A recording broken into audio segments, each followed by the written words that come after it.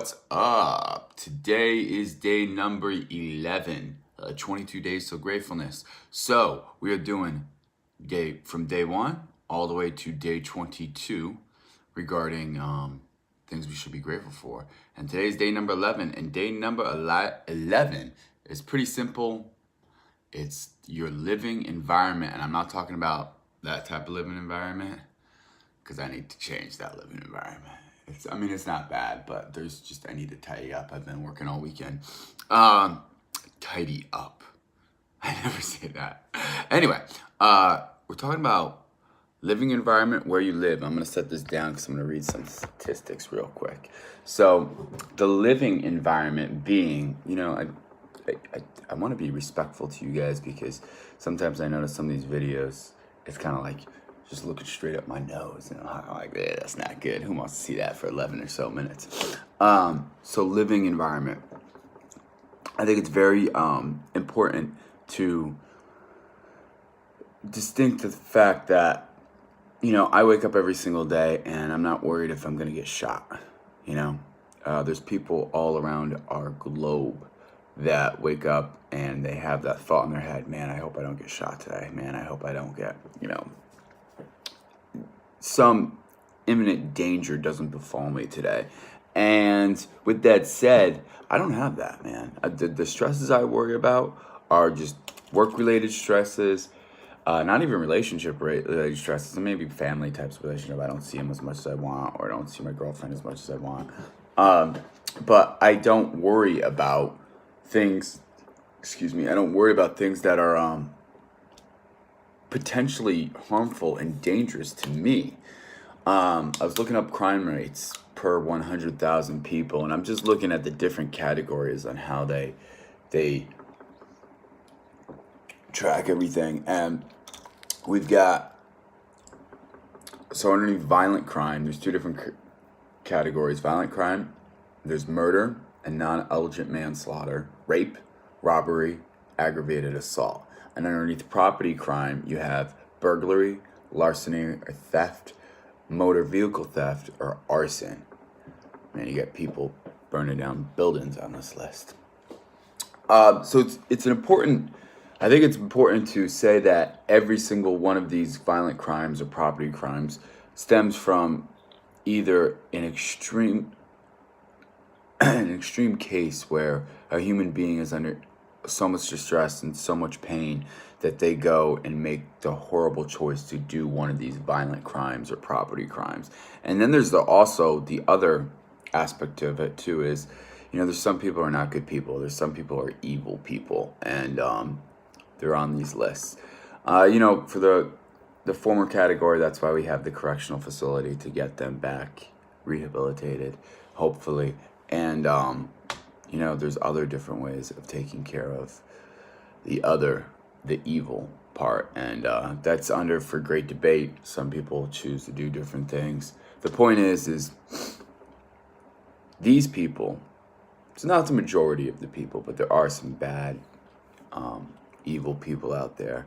They make our living environment more intense based on where we live. And I'm looking at all these cities and states: Albuquerque, Anaheim, Buffalo, Boston, Chicago, Colorado Springs, Dallas, all the different crime rates. And, some are higher and some are lower in these categories too. But, what you focus on is what you'll find too. So I don't want to say like, oh my God, if you live in one of these areas then it's a bad thing. I'm just saying statistically, there's a higher amount of greater cause for these violent crimes or property crimes. Now, with that said, most of the day that we here in America, most times, we don't have to wake up and worry about getting shot or getting killed. I remember quite a few Olympics back. I was watching, my mom was still alive at the time. I was watching the Olympics with her, and there was this, I think he was an ice skater, and he was explaining, he was waking up, I think it was Bosnia, and he had this hole in his wrist, like you could see it, like this through here, and he was just, I think he was going to go train one day, and somebody shot through, a bullet just came right through, and he was kind of like, whoa, man, that could have been my whole entire hand. And, I remember watching that as a kid and being like, whew, wow, man, like that's crazy. If you're a kid, if you're anywhere from 12 to 18 years old and you get shot in the arm, you're going to be living with that experience for quite a amount of time. You're going to be living with that fear. And I don't have that, you know? I'm very fortunate where I live, very fortunate. I want to make my living environment better and greater, and that choice is up to me, and I will. But at the same time, it's crazy that we don't have, you know, the majority of people in America have a safe haven to live, and we don't have, a lot of we don't have a lot of fear that comes from other people. I mean, you got to be smart. Don't stay out after 12 to 2 o'clock at night. Alcohol does some pretty crazy things to people. And it's also probably not smart. Anybody who's awake up at that hour who's not inebriated and is looking for trouble for a bad reason. So obviously be smart and be safe. But besides that, I mean, where we live is safe. It can be extraordinarily fun. We have the choices to go on vacation. We have the choices to go, to different areas of the world or globe, or there's recreational parks where you could just go to and spend a weekend at just to have fun, with other human beings who have the same goals too as well.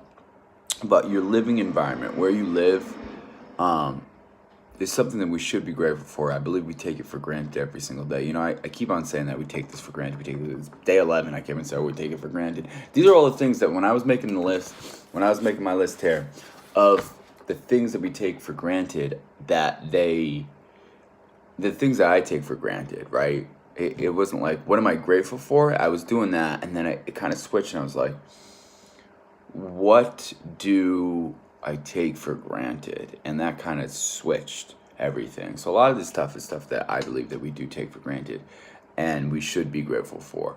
So where you live, man, it's really imperative to your quality of life. Now, I also want to make a distinct point, and that is, that where your environment is, where you are residing, it should not, and it does not influence who you become. Who you become is your choice. It doesn't matter where you've come from. It doesn't matter the surroundings that you've come from. You have the conscious choice to change the differences in your life. And a lot of times we think, well, I was born, I came from this area, I came from this family, I came from this, I can't get there. Now, there's so many rags to riches stories, and there's so many stories that are the opposite. The point is your environment does not create this environment. The environment that surrounds you is not something that influences. I mean, it does influence, but it does influence you if you're allowed to give it that influence. I always end these videos, saying a statement of you have no idea how powerful you are, and the reasoning because of that is there are so many things that we experience in life, and they could devastate us, but we tend to keep moving. We tend to keep moving forward. So, moving forward with that, and no matter what environment you're in, no matter where you live, the crime rate is so high that you're worried your heart's beating every single day when you go to work or when you walk to school or anything, whatever it is. That does not create who you can become. You create who you can become. So if you have a dream of getting out of the ghetto, of getting out of a bad area and living a better life, you can do it. And it's just something that we should be grateful for, where we live and where we're eventually going to live. So that's it. I'm not going to go into too much detail. Oh, I did want to mention yesterday was Veterans Day. I was at work. We were giving free meals to people. It's very busy. It's funny because I was talking about home and housing and homeless people, and then the next day I talked about veterans. And I wanted to make that correlation real quick that a lot of our vets are homeless. I was in yesterday, I was just watching these gentlemen come in to get their free meal, and I don't know where they lived, you know. I was watching them, and you know, veterans go through a lot. They see a lot of different stuff, and it can break them down. And so I was watching, and I was like, wow, man, some of these guys don't have any house or any home to live.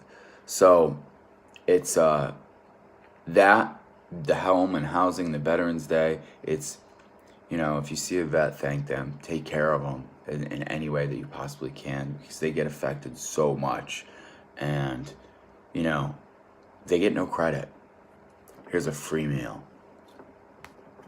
You almost died for our country. Here's a free meal. You know, we need to do better at taking care of them. I was saying that yesterday, but I had a lot going through my head on the way to work.